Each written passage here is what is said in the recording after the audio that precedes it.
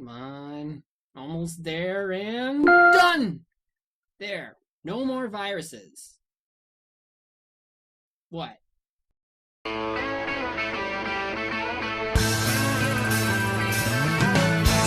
one told you life was gonna be this way. Your job's a joke you broke, your love life's to your way. It's like you're always stuck in second gear, when it hasn't been your day, your week, your month, or even your year. But I'll be there for you when the rain starts to fall. I'll be there for you when the feeling goes. I'll be there for you 'cause you're there for me too.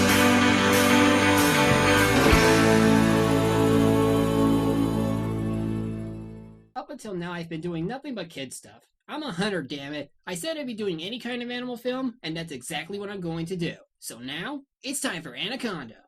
Now, this is one of those animal thriller films that try to take an already dangerous animal and make it even more dangerous. Like Jaws, it's just a matter of taking a predatory animal and supersizing it, while also giving it a huge appetite. For humans!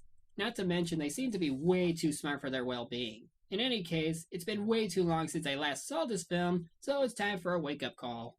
So it starts off with some crawling text that set up the mythological lore behind the Anaconda, which is automatically true because this is a movie. We then see this random poacher guy, or as I like to call him, first to die.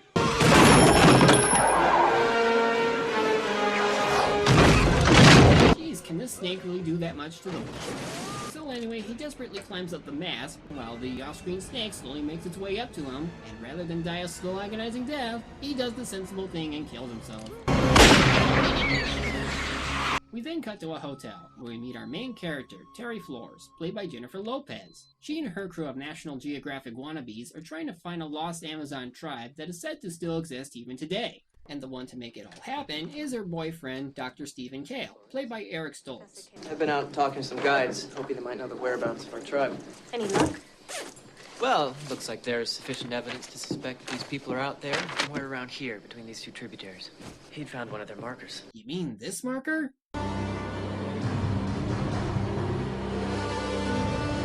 No, he means that it might be the tribe that they're looking for. So they charter a boat run by Mateo, as they also take in some familiar faces. Yeah, well, today's a good day. Is that right? Oh, yeah. Not every day my homegirl from SC get to direct her own documentary. Hey, it's Ice Cube! Not only is he supplying the music for the film, but apparently he's starring in it too. He plays Danny Rich, a longtime friend of Terry, and also the token black guy of the film. We even have Jonathan Hyde, who plays a stereotypical English guy named Warren. Morning. Morning. How was your flight? Actually, it was a bloody nightmare. You. Stow this in my room, will you? Excuse me? I'm not the bellhop, I'm the production manager. Then surely you can manage my things into my room. What an ass. Why, is that Owen Wilson I see? Gee, in a thriller film like this, does that mean he's going to die? So the crew sets off to find the mysterious tribe called the Shamra. And given how Warren is acting, you wish you were watching the Wild Thornberrys instead. The Shirishama tribe. One of the last great mysteries of the rainforest. Anyway, a storm hits and eventually they see someone stranded on a boat.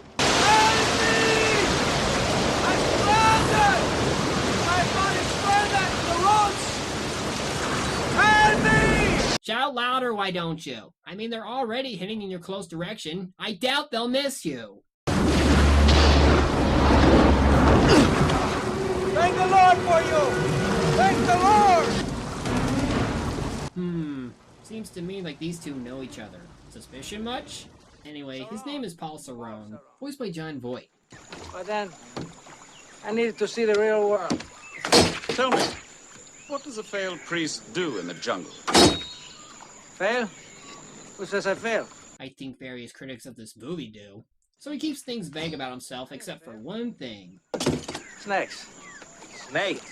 Why did it have to be snakes? So after they tell him about what they're looking for, he claims that he knows where the tribe is and agrees to take him there to where he last saw him, much to Warren's disapproval. And then we're treated with some random nighttime river dancing. Is she really? Oh, no, she's not. Anyway, Terry and Kale get more close to one another, which seems to indicate that they once had a deeper relationship together. even though it doesn't go much further than that in this film. Family Lampyridae. On certain nights, they all gather in the same tree and use their light flashes to announce their readiness to mate. The females with a series of short, dainty, feminine flashes, about 8 per second. Well, at least it's nice to see some development among the characters. Anyway, back in the jungle we see... oh no. Oh no, damn it, no! Why can't Hollywood ever give the cats a break? Wait, isn't that your cousin, Loki? Wow,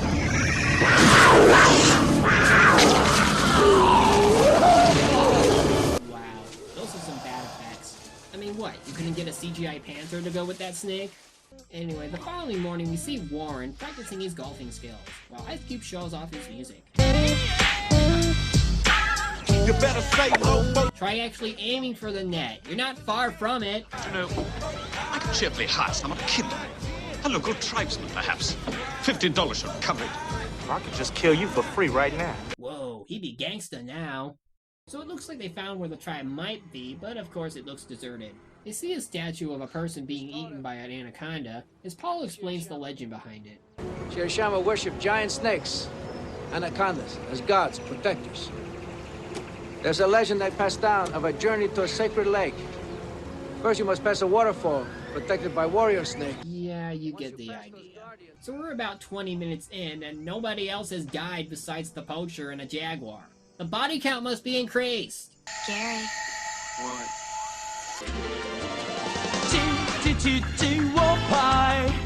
I didn't mean make out and strip clothes off her body. Do you hear that? The silence. Finally! Is somebody going to die? These two are Damn it! wild boar. Gores with its tusks. Who cares? Tonight, we dine on pork. I'm on a boat! I'm on a boat! Everybody look at me, cause I'm sailing on a boat! I'm on a boat! I'm on a boat! Take a good hard look at the motherfucking boat! Hell! Goddamn rope's caught in the propeller. Well then, what was it even doing in the water? If that was part of the anchor, then shouldn't it be on the deck? So Kale offers to go down and cut him loose. Kangaroo are cute. Tiny little catfish. Swims up into your urethra. Finds a nice warm spot, spreads its thorny little spines, refuses to budge. Ew.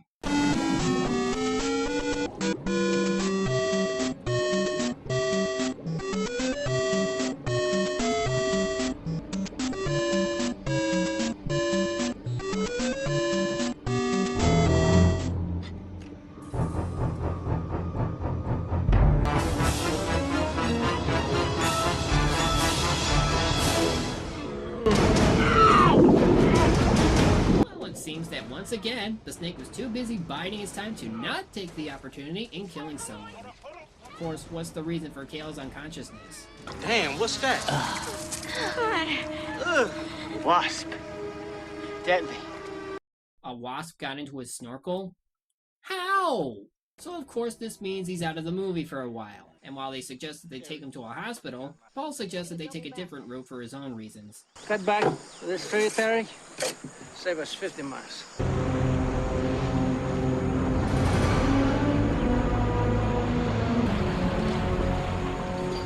What the hell is this? Why, that would be a barricade. What else would it be?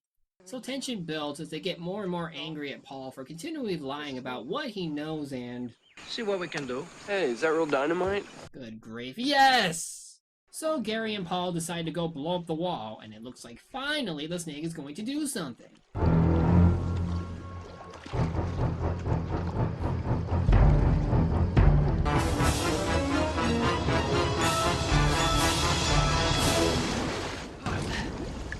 There's something down there. That's right. Damn it, movie, quit holding back! Let somebody die already! I mean, jeez, the movie's moving as slow as the snake. I feel like I'm reading Bleach or something.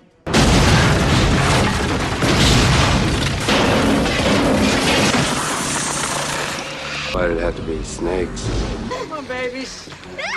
Come on, thank you, Mama. You knew there were snakes here, didn't you, Saron? Well, if the fact that he's constantly sending them back to their mother isn't odd enough for him to say, why wouldn't he know? Seriously, I'm surprised why you haven't thrown him off the boat at this point, because it was his explosives that took out your fuel supplies. We then see Terry moping over Kale, who seems to be doing better at least. Danny comes in, hoping to get some development time with Terry. He's breathing normally now. That's good. We get him home. I just don't know what's going on, you know? Now I have to give the movie credit. They kind of make us feel sorry for some of these characters, and they do get some development time. However, the problem is that the movie doesn't give them a whole lot to go by. While it's not necessarily bad, as long as there's some development, it's just really hard to care if we don't know about them. And that can really put off some people. If more time was spent on these characters, then maybe we could like them a bit more. But of course, we just get random filler. Hey look, it's the boat from the beginning of the film. So they take this opportunity to explore it in hopes for more fuel.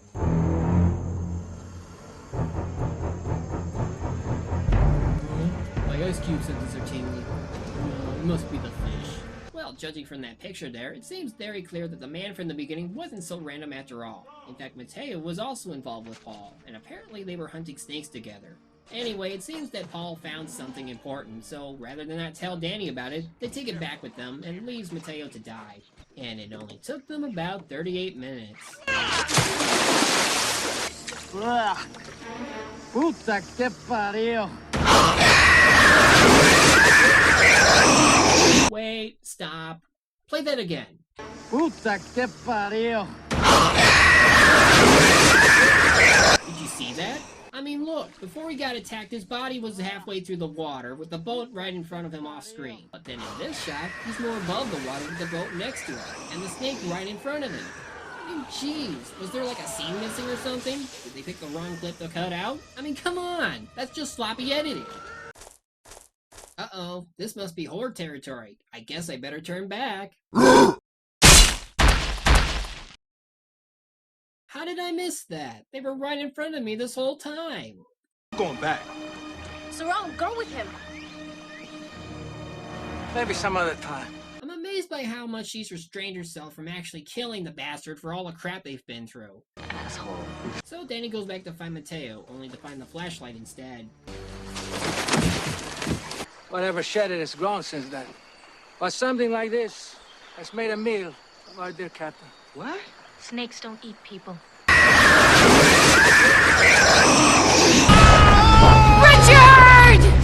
So Paul goes further into his insanity by telling him more about the anaconda that might have eaten Mateo. Frank, wrap around you, hold you tighter than your true love, and you get the privilege of hearing your bones break before the power of the embrace causes your veins to explode. Well, of course, Terry, being the kind and sensible person that she is, decides that she wants to wait for him until morning. By the way, I love how when Paul was talking earlier, it was sunset, but when Terry begins to talk, it seems like it's still day out. I mean, make up your mind, movie. Is it before or during the sunset you're having this conversation? Night falls, and Paul begins to brainwash Gary into joining him. I mean, after all the stuff that's been going on, what else would you do? And then, of course, he proceeds to continue on being an asshole.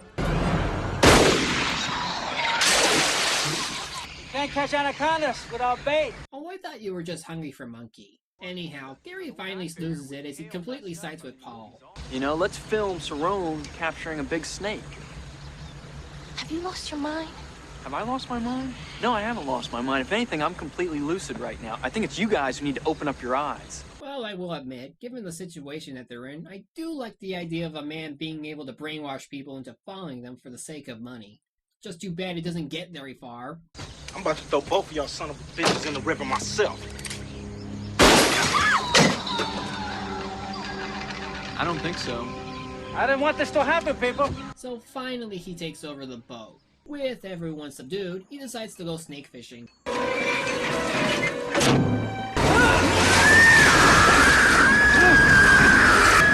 That's it, Ice. Kill the bastard! Well, so much for that. At any rate, Paul manages to hit the snake with a tranquilizer, but it hardly works as it knocks Denise into the water, which prompts Gary to perform his only act of redemption in saving her. And then he dies.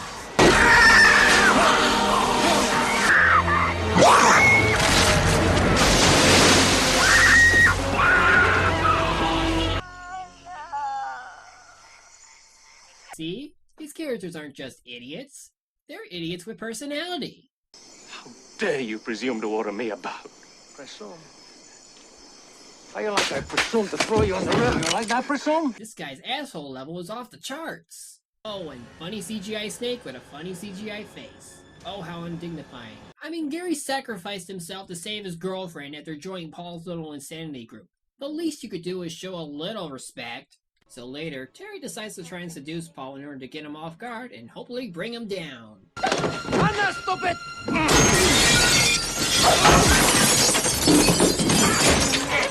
Us hole in one. Shall I hit him again to make sure? Now let's throw him in the rip. Haven't we had enough of that? Come on, let's just tie him up. Nah, I'd say go with Danny's plan. Throw him into the river. So they tie Paul up, and eventually they learn that everything up until now was all according to his plan, including the wasp and the snorkel bit.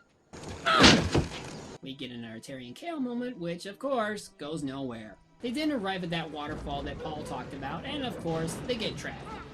We got to winch ourselves loose. That means we have to get in the water. We ain't got much choice. Well, I can't blame them for going into the water. I mean, at least they have an excuse to go in, whereas other people just do it to be stupid.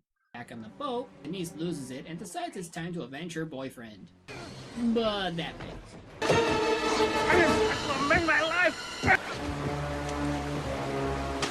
Boy, he really isn't much of a fail priest as he turned out to be. So now the Anaconda is making its move. Warren gets separated, while Terry and Danny make it back to the boat.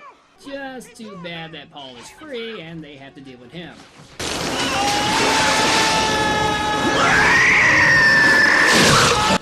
He didn't even make it to the water. So it looks like Danny is next, but thankfully Terry does the right thing and kills the snake. Right in the eye.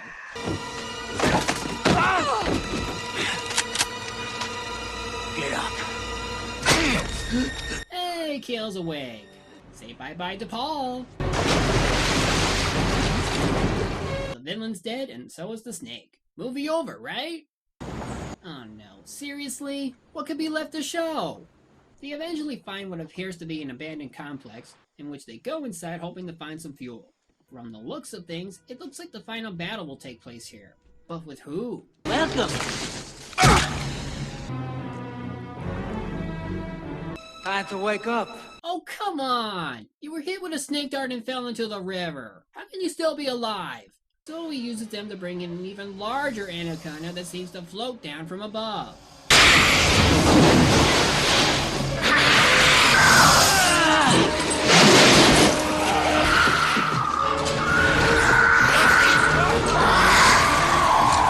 Oh, for crying out loud, just shoot it! It's not like you're gonna hit a soft spot like last time. Just shoot it anywhere while it's immobile.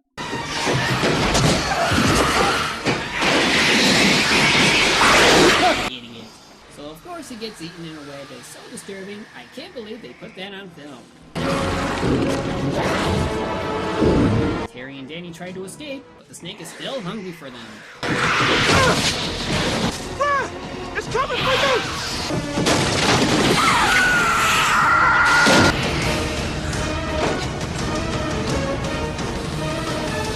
Snakes.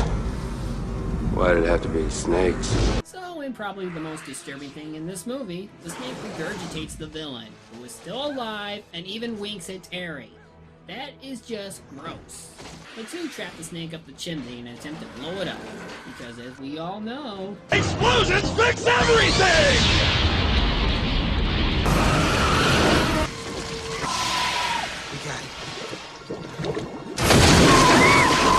Why won't you die? Seriously, if fire doesn't kill it, then what will? Enough is enough! I am had it with this motherfucking snake on this motherfucking snake! So they finally kill the damn thing.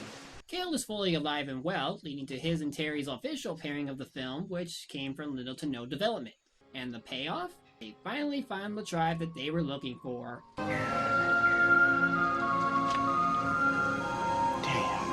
Roll film? Camera rolling. This movie was just disappointingly boring. It's a little better than most horror films reviewed on That Guy with the Glasses, but not by a lot. While there was character development, there wasn't a whole lot to make me appreciate the characters. Special effects were badly used when it came to the execution of it, and the editing is so sloppy you can notice it from a mile away. Plus, this movie just drags out for way too long. Yet somehow this movie was able to get sequels. But perhaps we'll save those for another time. Until next time, on The Media Hunter. You better say low before you get a halo. Who says I failed?